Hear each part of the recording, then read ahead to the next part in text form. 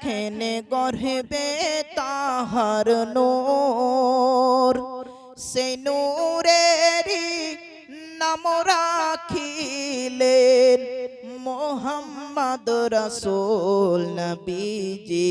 আল্লাহ আল্লাহ আল্লাহু লা ইলাহা ইল্লাল্লাহু মুহাম্মাদুর রাসূলুল্লাহ। ওই দরদি নবী পয়গম্বর আযম রাহমাতাল লিল আলামিন যেন বলতে আছেন, ও আমার সাহাবা শুনে নাও শুনে নাও, এই কবরের মধ্যে কঠিন আযাব চলতে আছে। ও আমার সাহাবা, আজকে তুমি খোঁজ নাও এই ব্যক্তির দুনিয়ায় কেউ কে বেঁচে আছে, একটু তুমি খোঁজ নাও। এই দুনিয়ায় কেউ বেঁচে আছে কি, একটু তুমি খোঁজ নাও। ওই সাহাবা যেন খোঁজ নিয়ে দেখলেন, আমার নবীকে জানিয়ে দিলেন। আমার নবীকে জানিয়ে দেওয়ার পরে বলতে আছেন, নবী গো, ও মায়ার নবী, দরদি নবী, এই দুনিয়ার মধ্যে ওই ব্যক্তির যেন শুধু আব্বা বেঁচে নাই, ওই দুনিয়ার মধ্যে শুধু একজন বেঁচে আছে, তিনার মা যেন এই দুনিয়ায় যেন বেঁচে আছে, আর যেন কেউ নাই, আর যেন দুনিয়াতে কেউ নাই। আমার দরদি নবী বলতে আছেন, যাও যাও যাও, ওই মাকে যেন ডেকে নিয়ে আসো গো, ওই মাকে যেন তোমার আমার সাথে দেখা করতে বলো। ওই নবী পাক যেন বলতেই আছেন, ও আমার সাহাবা, যাও যাও, ওই মাকে যেন ডেকে নিয়ে আসো। ওই মা যেন বৃদ্ধ হয়ে গেছেন, ওই মা যেন বুড়ি হয়ে গেছেন, ওই মাকে যেন ডেকে নিয়ে আসলো। আর যেন নবী বলতে আছেন, মা গো, ও দরদি মা, বুড়ি মা, তুমি কি জানো তোমার ছেলে মারা গেছে? বলে, হ্যাঁ হ্যাঁ হ্যাঁ আমি জানি, আমার ছেলে মারা গেছে, আমি জানি। তুমি এটা কি জানো, তোমার ছেলে কবরের ভিতরে আযাব গ্রহণ করেছে, আযাব গার্স করছে আছে। ওই বুড়ি মা বলতে আছে, নবী গো, ও মায়ার নবী, আমি জানি জানি জানি আমার ছেলে তো মারা গেছে, আর আমি এটাও জানি আমার ছেলের কবরের ভিতরে আযাব চলতে আছে। ওই মা নবীকে বললেন, ও মায়ার নবী, দরদি নবী, আমি জানি আমার ছেলের কবরের ভিতরে আযাব চলতে আছে। আমার নবী আশ্চর্য হয়ে বলতে লাগলেন, ও গো মা, তুমি কি জানো না তোমার ছেলের প্রতি কি তোমার মায়া নাই? তোমার ছেলের প্রতি কি তোমার মায়া নাই গো মা? বলে, ইয়া রাসূলুল্লাহ, ইয়া হাবিবাল্লাহ, নবী গো, ও মায়ার নবী, দরদি নবী গো, আমার ছেলে যখন দুনিয়ায় ছিল, আমার ছেলে যখন এই দুনিয়ায় ছিল, আমি তার বিবাহ দিয়েছিলাম, আমি তার বিবাহ দিয়েছিলাম।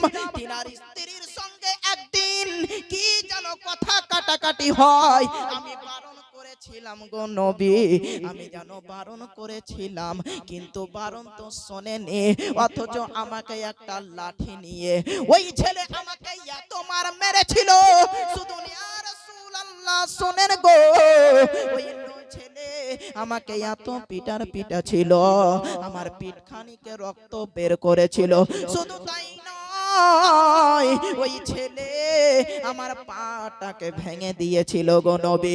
ইয়া রাসূলুল্লাহ, ইয়া হাবিবাল্লাহ, নবী গো, ওই ছেলে আমায় এমন মার মেরেছিল গো নবী, আমার মাথায় একটা বাড়ি মেরেছিল, সেই বাড়িতে আমি যেন অজ্ঞান হয়ে যাই, আমার মাথা যেন ফেটে যায়। এই জন্য আমি নামাজে বসে ওই ছেলের জন্য আমি যেন বদদুয়া করেছিলাম, আমি যেন ওই ছেলের জন্য বদদুয়া করেছিলাম। আমি বলেছিলাম, আল্লাহ, ভগবান, যাকে আমি 10 মাস 10 দিন ধরে গর্ভে রাখলাম, ও গো আল্লাহ, ওই ছেলে আমাকে যেন মেরে মেরে শেষ করে দিল। আজকে আমার এত কষ্ট হচ্ছে, এত আমার ব্যথা করছে, আল্লাহ আমি আর সহ্য করতে না পেরে আমি আল্লাহর কাছে শিকায়ত জানিয়েছিলাম, ওগো আল্লাহ, আমার ছেলেকে আপনি আপনার কাছে নিয়ে নেন, আমার ছেলের মৃত্যু আপনি দিয়ে নেন, আমার ছেলের মরণ আপনি দিয়ে দিন। শুধু তাই নয়, শুধু তাই নয়, আমার নবীকে আরো জানিয়ে দিলেন, ইয়া রাসূলুল্লাহ, ওই ছেলেকে, ছেলের জন্য আমি যেন এমন একটা বদদুয়া করেছিলাম, যখন তিনার কবরে দেওয়া হবে ওই কবরে যেন আযাব চলতে থাকে। আল্লাহু আকবার। নবীর সামনে এই কথা বললেন, নবী আমার অশ্রু ঝরে ঝরে যেন কান্না করতে আছেন। নবী আমার বলতে আছেন, বুড়িমা, ও বুড়িমা, তুমি কি জানো না, তুমি কি জানো না, সেটা তোমার ছেলে গো মা, কিন্তু আমার উম্মত। বলতে পারলেন না সুবহানাল্লাহ? একবার মহব্বতে বলেন সুবহানাল্লাহ। আমার নবী বলছেন, বুড়িমা, তোমার ওটা সন্তান, কিন্তু আমার কলিজার উম্মত আমার কবরে আযাব পাচ্ছে, আমার উম্মত কবরে আযাব পাচ্ছে, আমার সহ্য হয় না, তুমি দাও না ক্ষমা করে, তুমি দাও ক্ষমা করে। ওই বুড়িমা যেন আমার নবীকে বলতে আছেন, ইয়া রাসূলুল্লাহ, ইয়া হাবিবাল্লাহ, নবী গো, ও মায়ার নবী, দরদি নবী গো, ওই ছেলে আমাকে দুনিয়ায় এত কষ্ট দিয়েছেন, ওই ছেলেকে আমি ক্ষমা করতে পারবো না, ওই ছেলেকে আমি মাফ করতে পারবো না। আমার দরদি নবী পয়গম্বরে আযম, তিনি যেন অশ্রু ঝরে ঝরে কান্না করতে আছেন, কান্না যেন নবীর থামে না, কান্না যেন রাসূলের থামে না। ওই বুড়িমাকে যেন বুঝাতে চাইছে, আপনার ছেলের কবরে এত আযাব চলছে গো মা, আপনি যদি একবার জানতে পারতেন, আপনার ছেলেকে আপনি ক্ষমা করে দিতেন। ওই বুড়িমা যেন বলতেই আছে, না না, আমি ক্ষমা করব না, আমি ক্ষমা করব না। আমার দরদি পয়গম্বরে আযম ওই বুড়ি মহিলার সঙ্গে একটা মুজিজা দেখিয়ে দিলেন। ওই বুড়িমার সঙ্গে একটা লাঠি ছিল বাবা, লাঠি, সেই লাঠির সঙ্গে সেই কবরের যেন সংযুক্ত করে দিলেন, যেন ওই মা যেন নিজের ছেলের কান্নার আওয়াজ শুনতে পায়, ওই ছেলের জন্য আযাবের কারণ যেন শুনতে পায়, ওই ছেলের জন্য কান্না যেন শুনতে পায়, এই যেন একটা সংকেত করলেন। ওই বুড়িমাকে বললেন, ও বুড়িমা, যাও যাও, চলে যাও,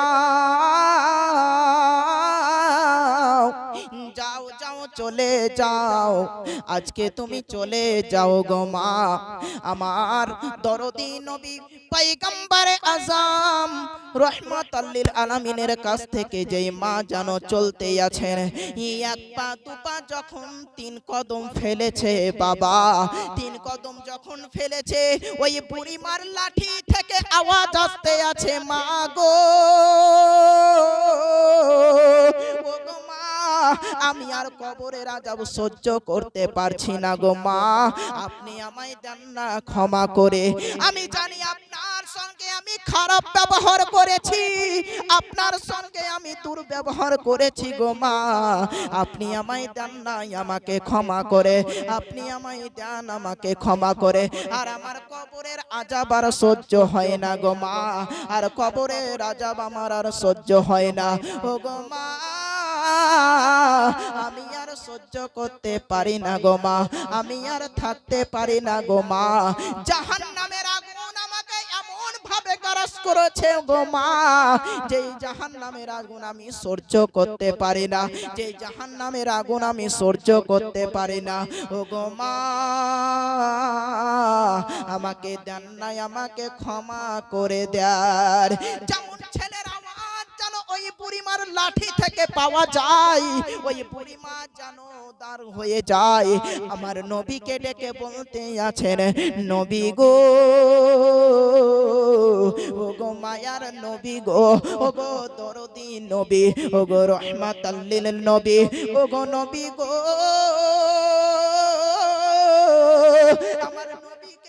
যেন বলতে লাগলেন, আমার ছেলেকে আমি ক্ষমা করে দিলাম। যেমন ক্ষমা করে দিল, আমার নবী যেন মুচকে হেসে দিয়ে বলতে আছেন, ও বুড়িমা,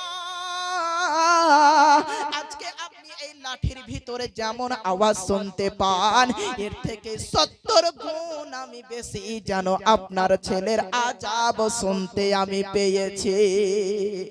আমার দরদি নবীকে যেন বলতে লাগলেন, নবী গো, ও মায়ার নবী, ও গো দরদি নবী, আপনি বলেন না রব্বুল আলামিনকে আমার ছেলেকে যেন ক্ষমা করে দেয়, কারণ আমি ক্ষমা করে দিয়েছি গো নবী, আমার আল্লাহ যেন আমার ছেলেকে ক্ষমা করে দেয়। আমার নবী মুচকে হেসে বলতে আছেন, বুড়িমা, ও বুড়িমা, ও গো বুড়িমা, তুমি কি জানো নাকি, তুমি যেমন নিয়ত করেছিলে যে আমার ছেলেকে আমি ক্ষমা করে দেব, আমার আল্লাহ তোমার ছেলেকে, আমার আল্লাহ তোমার ছেলেকে সেই কবরে আর রাখেনি, তোমার ছেলেকে যেন জান্নাতে প্রবেশ করে দিয়েছে। বুঝতে পারা গেল সেই ছেলে মাকে এত আঘাত করেছিল, ওই জন্য কবরে তিনার আযাব চলতেছিল। বাপজি ভাইয়েরা, ও আমার মিত্রপুরের যুবক ভাইয়েরা এবং বয়স্ক আমার চাচারা, আজকে কবরের আযাব খুব ভয়ঙ্কর। যখন আপনার মৃত্যু আপনার কাছে চলে আসবে, সেই কবরের আযাব আপনার সহ্য করার ক্ষমতা হবে না। আপনি যদি মুমিন হয়ে যান, সেই কবরের আযাব আপনার সহ্য করার ক্ষমতা থাকবে, কিন্তু যদি আপনি যদি মুমিন না হন, আপনার কবরে এমন একটা সাপ আসবে বেরাদার, যখন ওই একটা যেন ছবল আপনাকে দিয়ে দেবে, ওই ছবলে আপনি 70 গজ যেন নিচে চলে যাবে। ক্ষমতা নাই সেই কবরের আযাব, ক্ষমতা নাই বাপজি। আমার দরদি নবী বলেন, যে কবরের আযাব সহ্য করে নিল, যে কবরের আযাব থেকে পার হয়ে গেল, তার আর কোথায় চিন্তা নাই, তার হাসরও সহজ হয়ে যাবে, পুলসিরাতও সহজ হয়ে যাবে। বেরাদার,